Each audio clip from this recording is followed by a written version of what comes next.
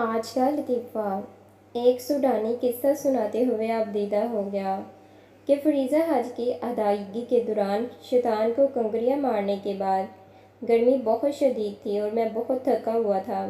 میں نے دیکھا کہ فوجیوں کے ساتھ ایک بڑا کمرہ تھا اور کمرے سے ٹھنڈی ہوا آ رہی تھی۔ اس سے پہلے کہ فوجی میری طرف دیکھتے میں چپکے سے اندر چلا گیا۔